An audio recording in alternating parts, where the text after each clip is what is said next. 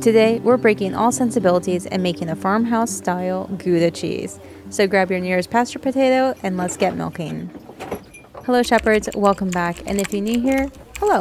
This is where we talk all things sheepy. My name's Megan, and today, is it a Gouda if it was made in the rolling green hills, also from sheep's milk? Let me know what you think.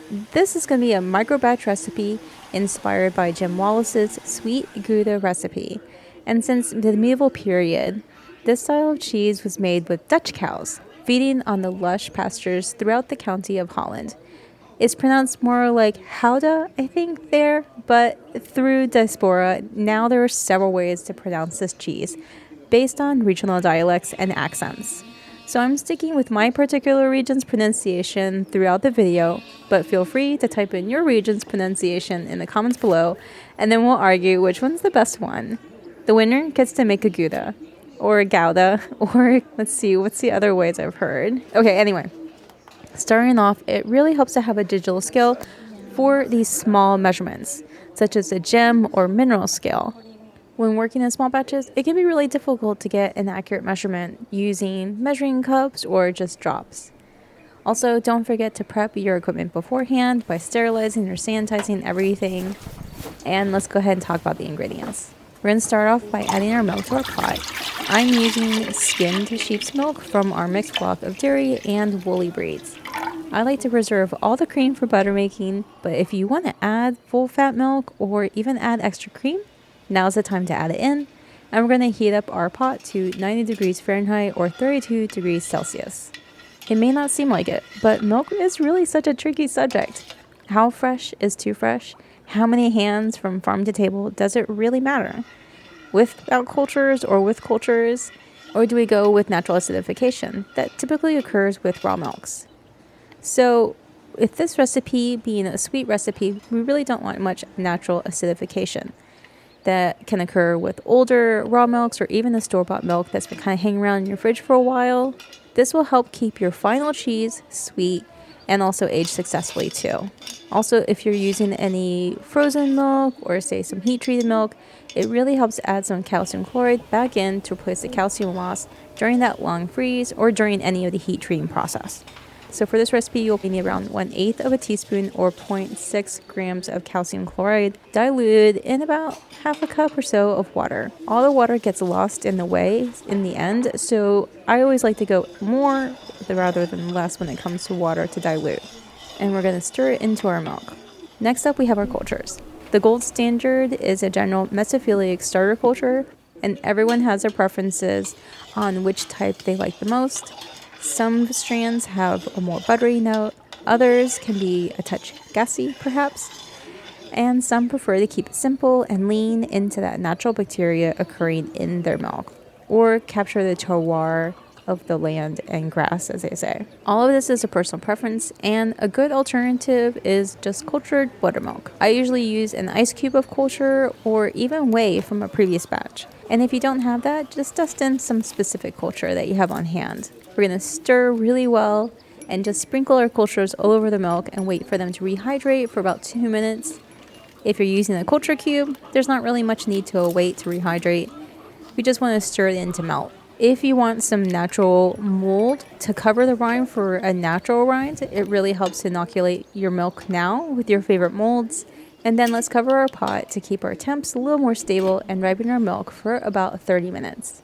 Okay, so now that enough time has passed for our cultures to wake up and get to work eating all that lactose and turning it into flavor, let's add our diluted rennet, stirring gently in up-down motion and chaotic motion for about 30 seconds.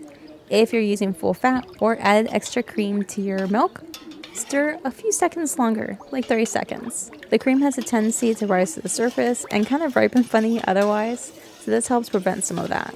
Then let's cover our pot and let the rennet ripen for anywhere between 30 and 45 minutes at a steady 90 degrees Fahrenheit or 32 degrees Celsius. You may even notice that by like the 10 to 15 minutes have passed, your milk will start to thicken or gel. But the real test is when we cut our curds and gently lift up. So let's go ahead and cut into our curds.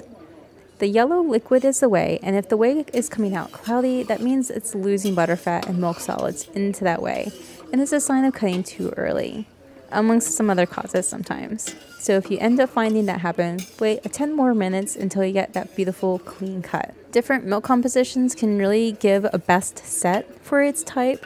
So for example, I find that sheep's milk tends to give a really firm curd, and if you end up using a store-bought milk, they tend to give a really painfully soft curd, to me at least. So if you find your curds are soft, come back in 10 minutes, see if they firmed up a bit. Sometimes though, especially if you're using a store-bought milk, it'll just be a little bit more of a delicate curd. But that's okay, we work gently and mind the curds in whey to give us a visual feedback on whether we're working gently enough. And then we just adjust accordingly. Okay, so we have our clean break, so we're cutting our curds into about the size of a hazelnut, ideally, or knuckle to fingertip size. Here, if you want to dry your cheese, then you cut smaller. If you're working with a delicate curd, however, or if you want a moisture cheese, then cut on the larger end. Personally, I like to cut the curds in sessions to give them a chance to heal and retain a little more moisture. So I like to cut across, then rest 2 to 5 minutes, then cut again and rest for 5 more minutes. If you find when you're cutting your curds and you see a lot of white in the way, definitely rest a bit when cutting. So you not only increase your cheese yield, but also that moisture level of your final cheese. Okay, so now that our curds are cut and rested, let's go ahead and grab some of that whey. About 1/3 or 25 to 30% of the whey total. It can be hard to figure out, but we're just mostly guesstimating. And then we're going to replace it with warm water, stirring often to prevent any uneven heat spots. So the water is 175 degrees Fahrenheit or 79 degrees Celsius, and we want to add that in very slowly to raise the temperature of our curds ideally to 100 degrees Fahrenheit or 38 degrees Celsius over the course of several minutes. Some people recommend 10 minutes. I usually take about 30 minutes. And giving the curds a chance to swim around in that warm water and wash some of those milk sugars off into the water, as well as keeping them floating about and stirring them about every 3 minutes or so to prevent matting. So once our curds have reached a temperature of 100 degrees Fahrenheit or 38 degrees Celsius, we want to continue stirring our curds and just resting in that warm water and diluted whey for about 15 to 30 minutes or till the curds reach your desired texture. So for this, it helps to grab some curds, press them between your fingers. Do they burst or have an uneven texture? Or do they feel firm, resisting, or dry? Drier, firmer curds may need some extra weight, whereas the larger, softer curds can knit together well with a little less pressure. Okay, so now that our curds are at the texture that we want to let the curds settle a little bit to our bottom of our pot for about 10 to 30 minutes. This helps make sure that we can grab every little bit of curd. And then let's pour off our whey and ladle all of our beautiful curds that we worked so hard on into our mold, lined with a sterilized cheesecloth. For our first press, we want to press at around 20 pounds or 9 kilograms for about 20 minutes. And then flip and redress. I like to squeeze out all the extra moisture in this step and then press again at 40 pounds or 18 kilograms for about 20 minutes. And they're going to redo for a third press, unwrap, flip, redress, squeeze out any whey if there's any available, and then press at 50 pounds or 22 kilograms for about 12 to 26 hours. You should notice that there's very little whey leaking out from your cheese at this point. Then we're going to remove our cheese from mold.